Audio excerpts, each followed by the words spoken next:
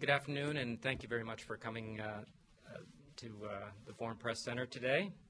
I'm here to talk to you about the 2013 Diversity Visa Program, which opens for registrations next Tuesday, October 4th at noon, and will close on Saturday, November 5th at noon, Eastern Daylight Time in both cases. There will be, as last year and for a number of years, there will again be 50,000 total visas available in the what we are calling the fiscal year 2013 Diversity Visa Program. There are a couple changes this year to the countries that can participate.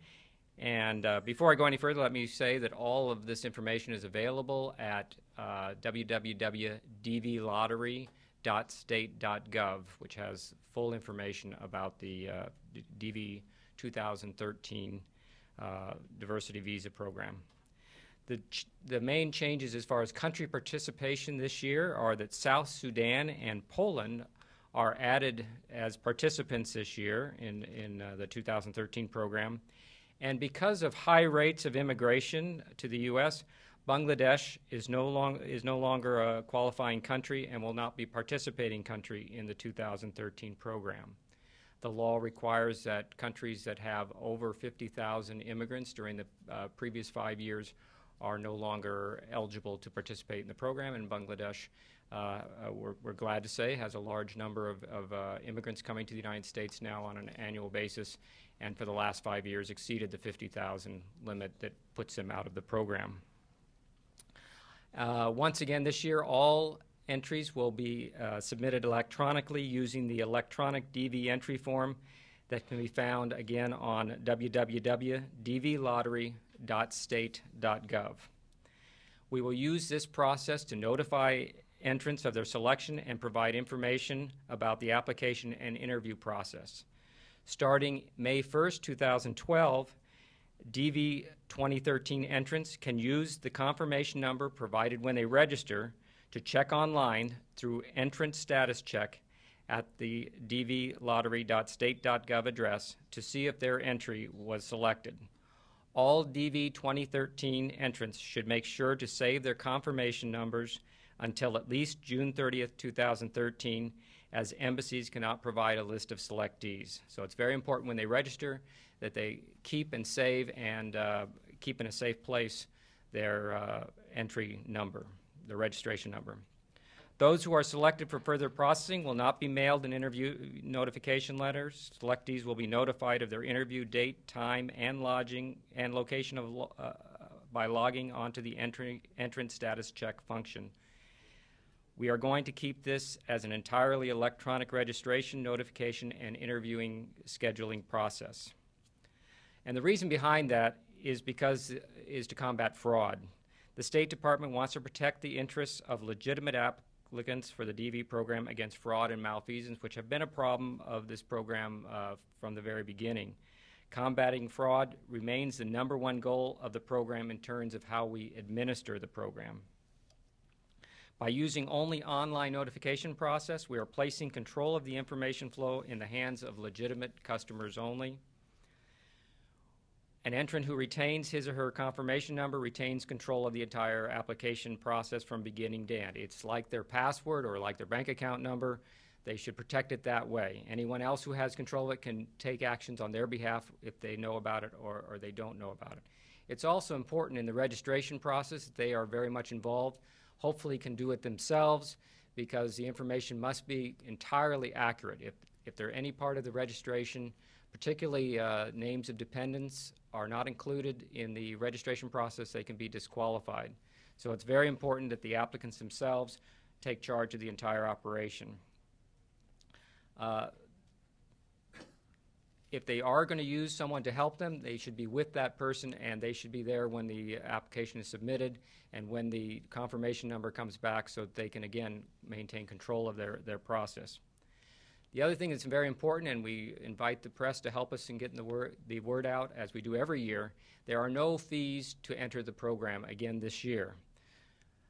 There are fees for the immigrant visa that will be processed, and those are paid at the U.S. Embassy or consulate where they apply for their visa, or those who are adjusting status in the United States will be given instructions through the entry status check function on where they submit that fee. But there are no other fees. There's no fees in the registration process.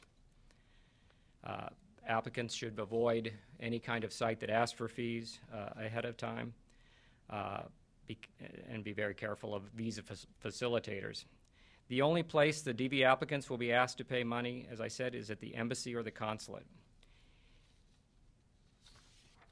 Regarding the fees, applicants who are selected for further processing will be asked to pay $305 immigrant visa fee, $440 diversity visa fee, and a $74 immigrant security surcharge for a total of $819 at the time of their application.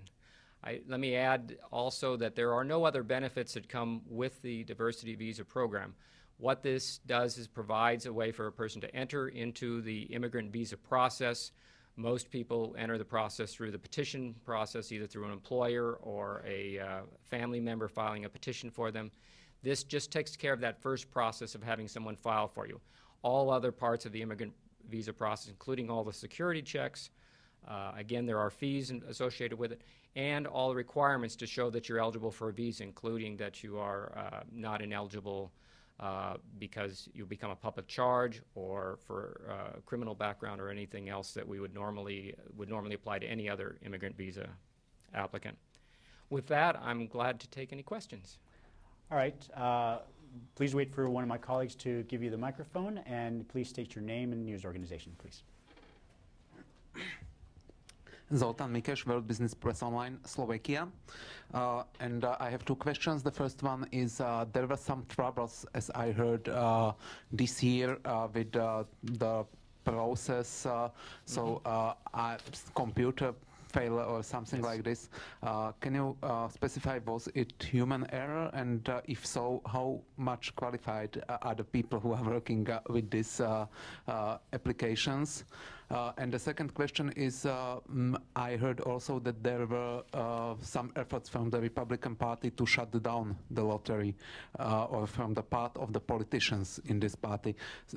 Is there some end of the lottery in the sight? And if you can you comment on these efforts of these politicians? Thank you very much. Sure, I'll be glad to answer. Thank you for the questions. The problems we had last year were that after we had run the lottery, the selection process, which randomly, we use a computer-generated random selection process, and we also have a percentage that are allocated to different regions in the world. After we ran that process, and after we had posted those who had qualified under that first part, the selection process, 5 days after we found out, we had selected that, we found out that we had made a human error. It was a human error, a programming error, as we announced last year. And we have certainly been diligent in reviewing why that happened. We've done a full review of the process in cooperation with our Inspector General at the State Department. The problem was found and has been corrected, and we have done some tests, and we will certainly, before we post our new selectees in May, on May 1st, we will all review to make sure that the selectees represent a random selection. So it was a human error? It was a human error in the programming. And then as far as the program has always been under scrutiny, as all immigration laws are in the United States. Our Congress looks very carefully. The Constitution gives them full authority over immigration laws in the United States, and this comes under their legislation. And certainly, Congress is doing due diligence in looking at all of the immigration laws, and this is one of them that some members of Congress have been looking at. Is there any decision? No, there have been no changes in this law this year. Sure. Please go ahead. Thank you. Dmitry Kirusanov with Itartas. Thanks for coming over to brief us, sir. I have a sort of follow-up on the question from my Slovakian colleague and the second question aside from that. Can you give guarantees, solid guarantees, that something like that won't happen again this year?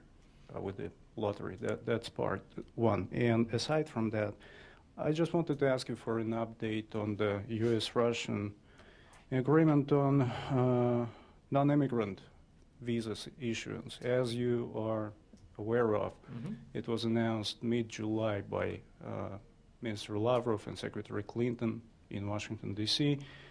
At that time, they said the State Department said, this agreement will go into effect after an exchange of diplomatic notes in Moscow. What's the status of the agreement now? When will it be signed? And why reporters were excluded from that? Okay. I suppose I'd say as much of a guarantee as you can guarantee anything in this world. We believe we're doing everything we can, all due diligence to be sure that we do not have a problem or any kind of problem with this lottery program. We've done this program for, I believe, 15 years, and this was the first time we've had any problem with it, and we regretted that, but we certainly have looked at it very closely and have done everything to prevent a recurrence. On the U.S.-Russian agreement, we are working with our Russian counterparts, and I believe they're working with the Duma to get full clearances so that we can have that exchange of notes. And we look forward to implementing the agreement. And there was press at the event that I was at. So. No, I mean the I-type visas. Visas for reporters. Journalists are not included in this agreement, as far as I know. Only tourists. And what was the rationale for that?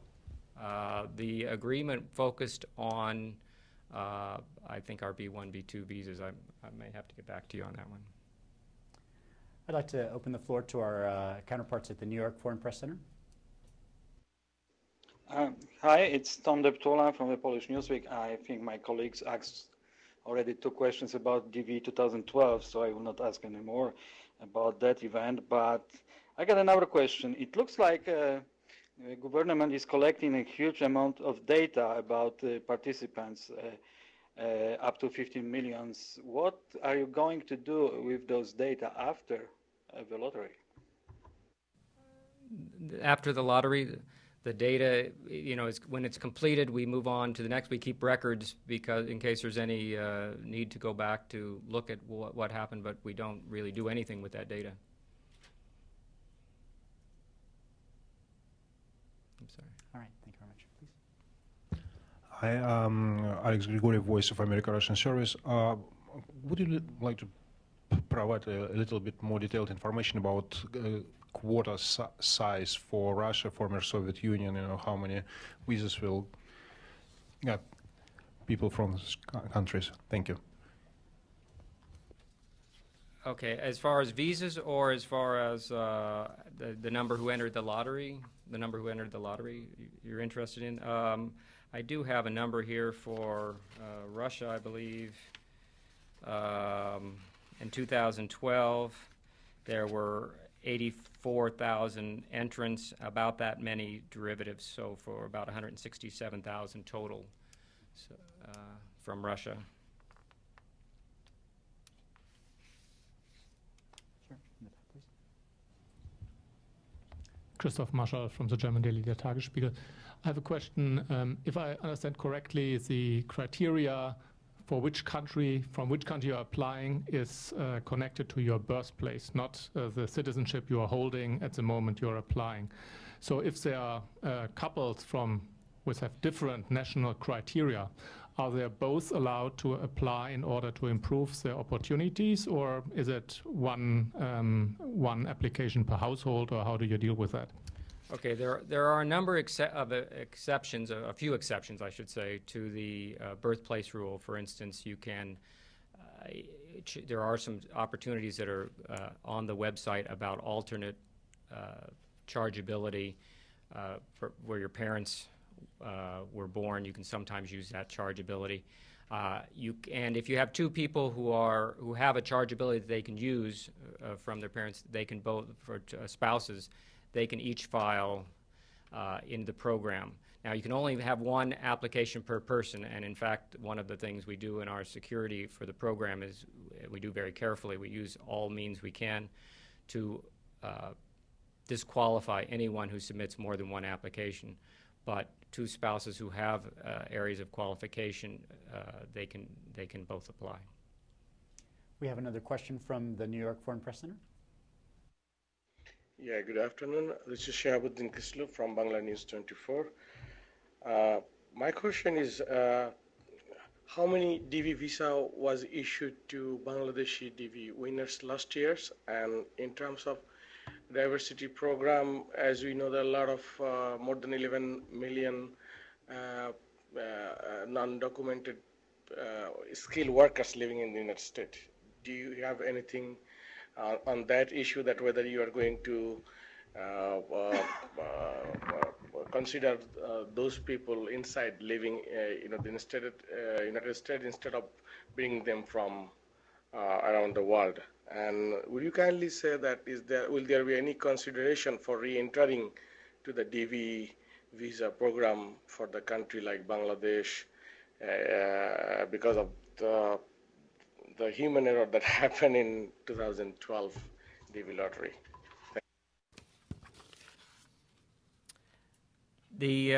First of all, for Bangladesh last year, and these are entrants, these aren't visas that were issued, but there were 7,667,000 entrants, about 895,000 derivatives, for a total of 8.5 million total Bangladeshis who entered the program last year. We have the rules are set by Congress. The rules clearly state that the country of birth or one of the exceptions that are in the rule apply here. So this program will not be people who are born in Bangladesh who are here and want to complete their status as a resident here in the United States will not be able to enter the program unless they meet one of the few exceptions that are in the rule. And there's no plan to make any exceptions for the error last year. There were, as the numbers show, and will show throughout the 2012 program, many Bangladeshis. We don't have the numbers for the 2012. We just started we will start processing next month, but the numbers will show that many Bangladeshis probably, once again, I wouldn't be surprised if they're not the largest recipients of immigrant visas through this program for the 2012 program, despite the problems last year. Any question on this side? Thank you, sir. My name is Bing Wu with Phoenix TV Hong Kong. I don't think China is qualified for this program, so my question is now regarding this. But Hong Kong is. Okay. My first question is regarding the Chinese journalist visa. You may be aware of several congressmen, they introduced the act. The idea is the State Department would be able to issue only as many visa to Chinese state media workers as the China issues visa to the U.S. American journalists. What is your assessment of this visa quota imbalance, and what is your response to the Congress Act? The second part of my question is, are you considering to ease visa for Chinese tourists and business people considering the economy contribution? Thank you.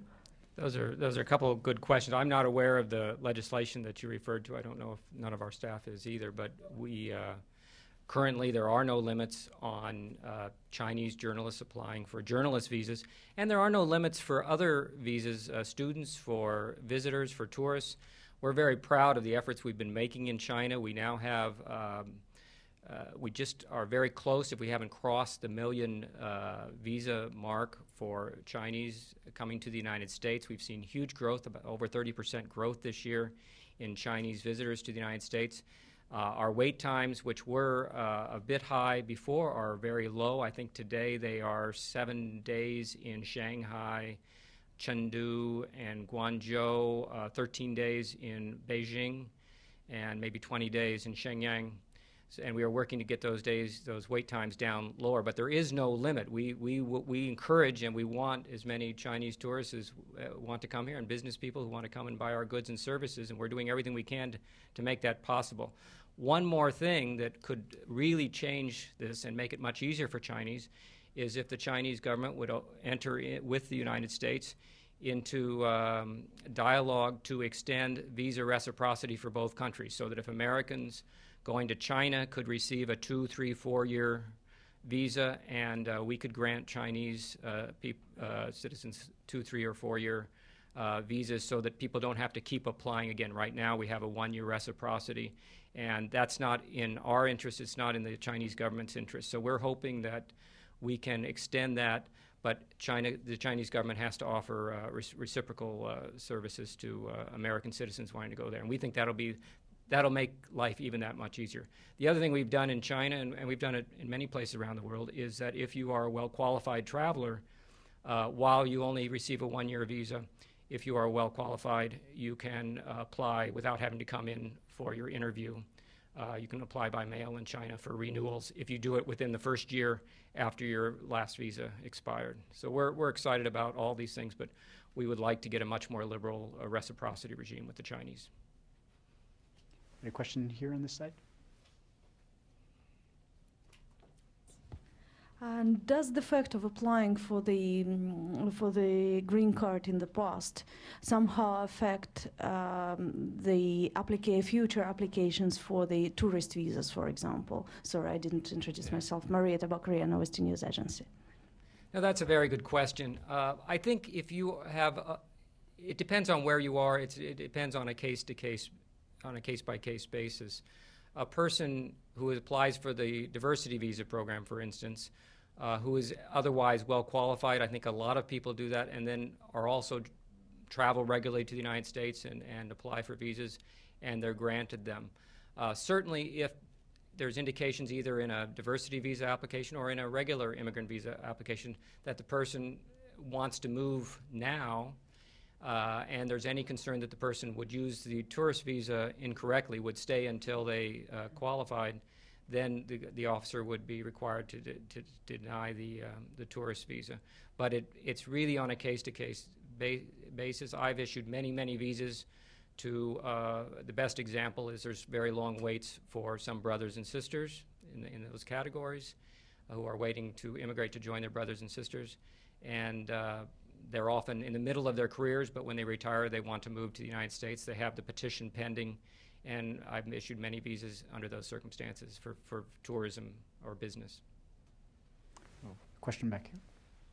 Thank you, David Nikoradze, Georgian television station, Rustavich, Washington Bureau. It was a special agreement between the United States and Georgia on visa issues. Now the Georgian citizens can get 5 to 10-year U.S. visas. Is a new regulation only for visitors, or, for example, other types, journalists and temporary workers, can apply for 5 or 10-year visas?